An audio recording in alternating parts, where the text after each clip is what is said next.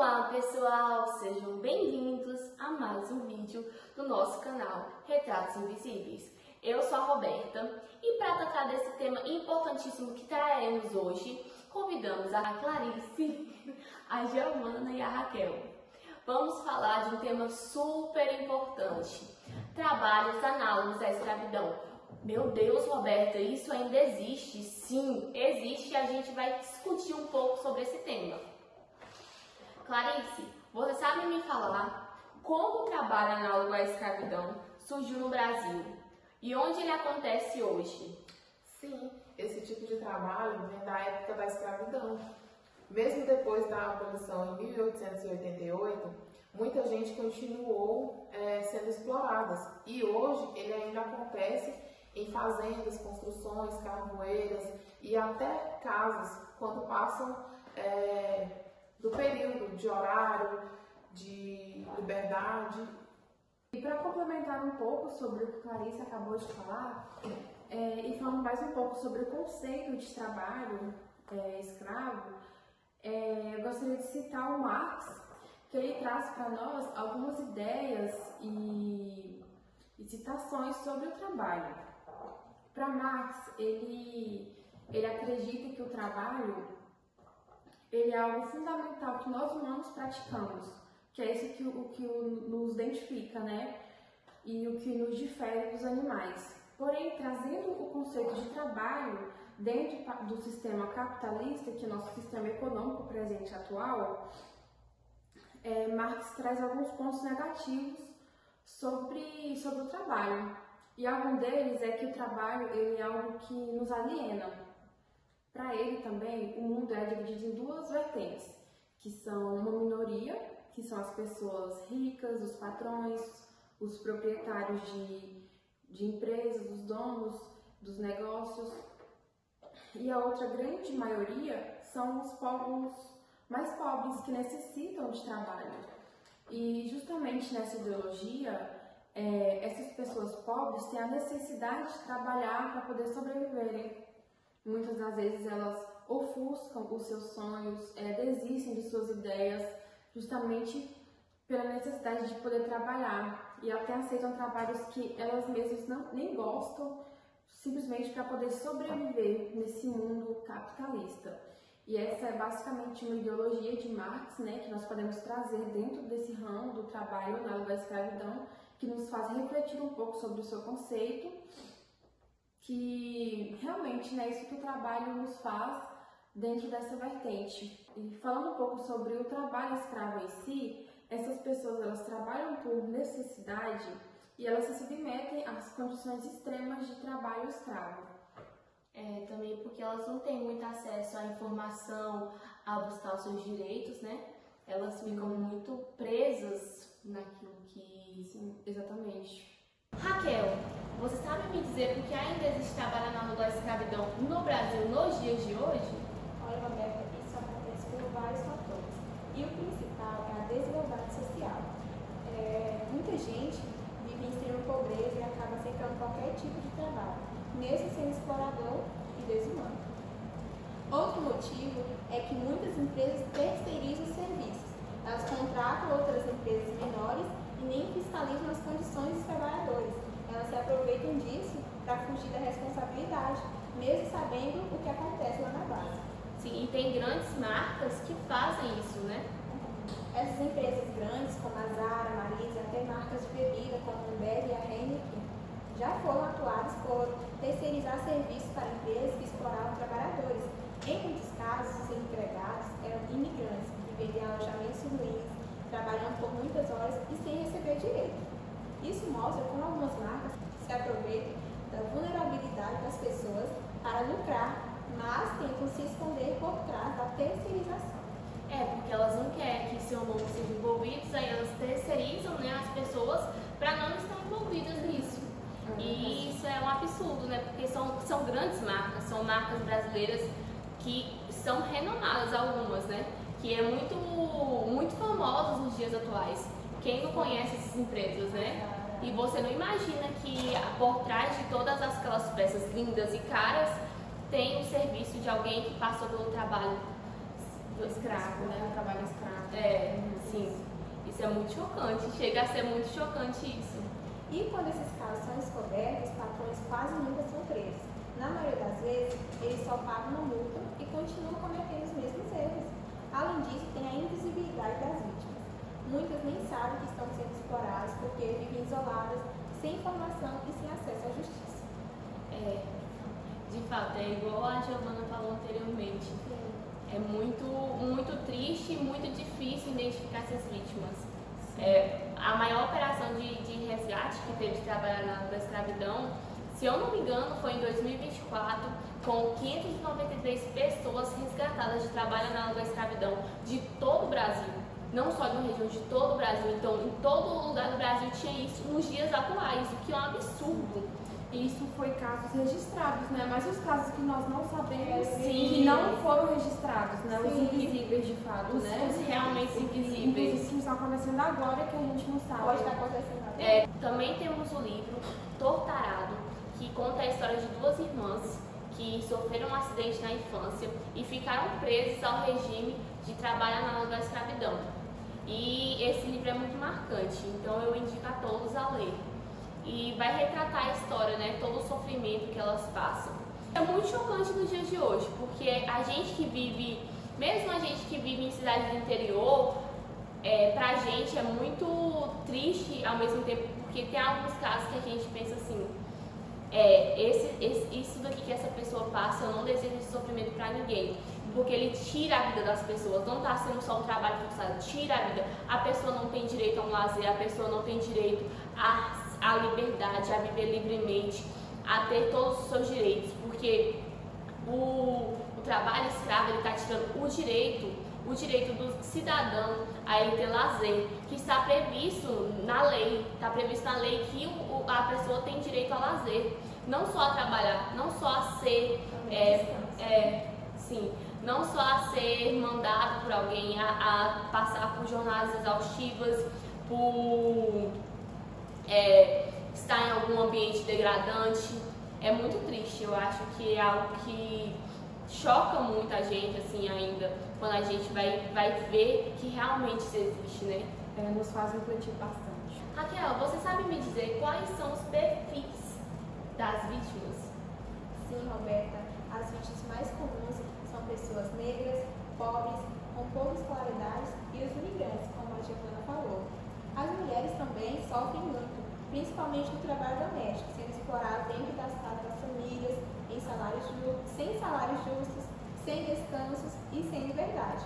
Tem também os imigrantes, como os bolivianos, venezuelanos, que vêm para o Brasil com esperança de uma vida melhor e acabam sendo presos em oficinas clandestinas, costurando por horas, como no caso da Zara, e vivendo em condições terríveis. Essa questão de trabalhadora doméstica, eu acho que é uma questão também muito importante, porque a gente vê, né, em algumas pesquisas que falam sobre isso, mas tem cotidiano que você vê trabalhadoras domésticas que não têm seus direitos garantidos, que são submetidas a várias jornadas de trabalho, que não têm o seu descanso. Tem, igual no filme que a gente assistiu, né, A Que Horas Que Ela Volta, que a empregada dorme na casa dos patrões.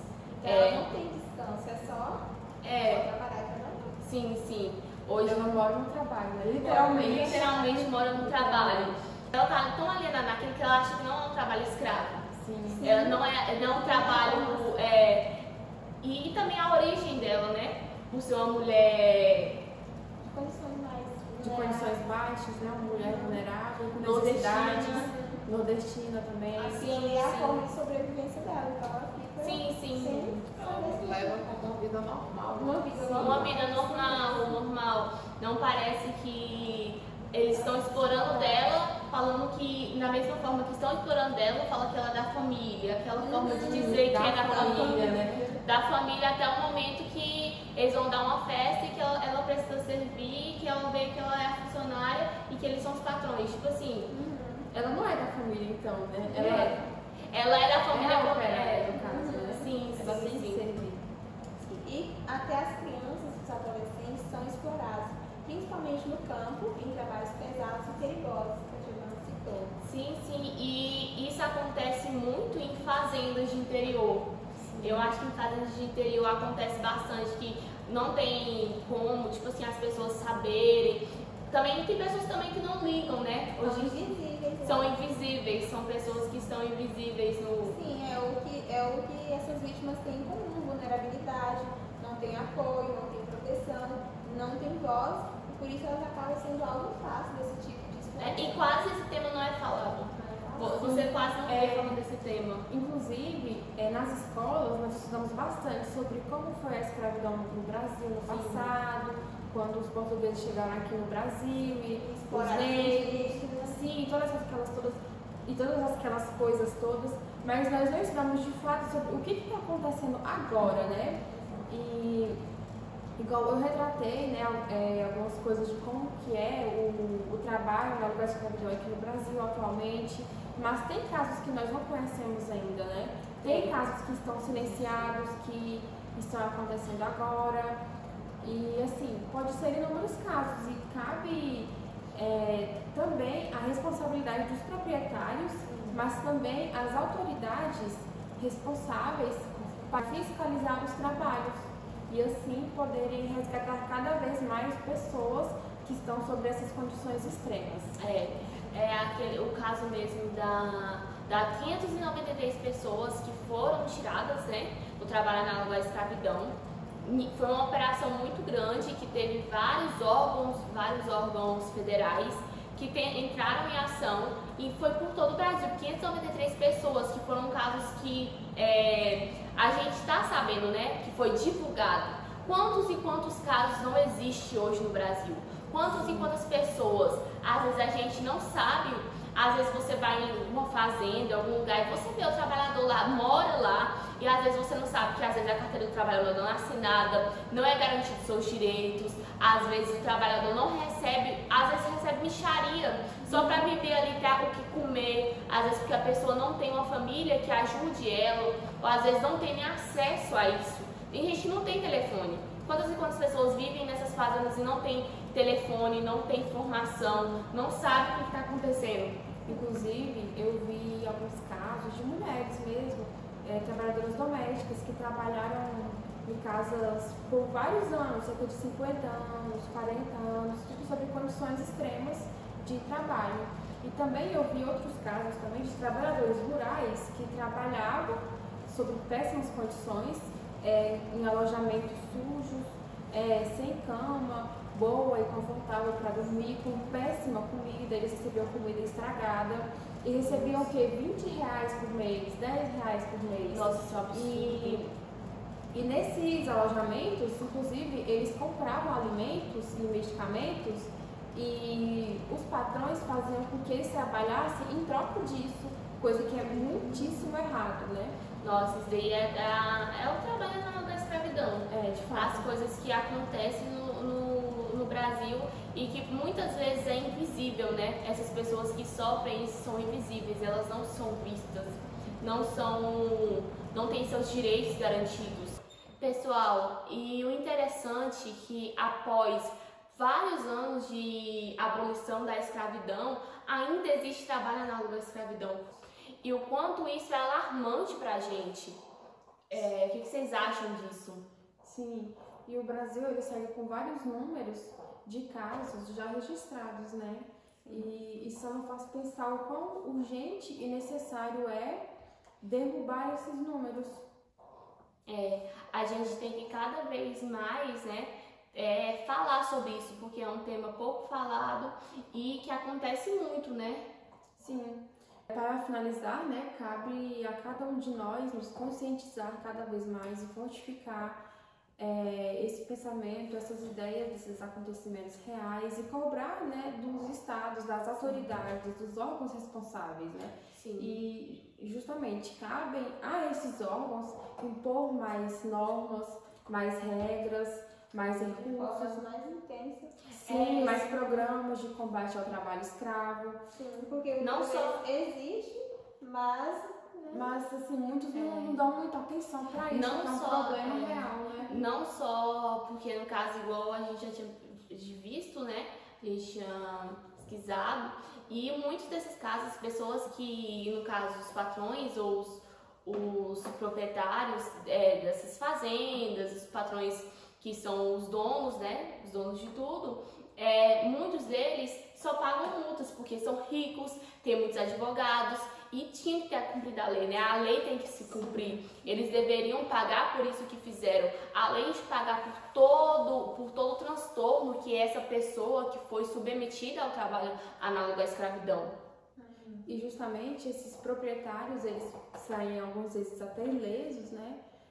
Por terem dinheiro, por terem muito dinheiro, Às né? vezes paga a multa e Paga a multa e pronto. continua fazendo né? a mesma coisa. Assim, então, já podemos perceber que realmente é um caso muito alarmante, né? Algo que necessita de atenção e de um combate excessivo, sim, um combate direto.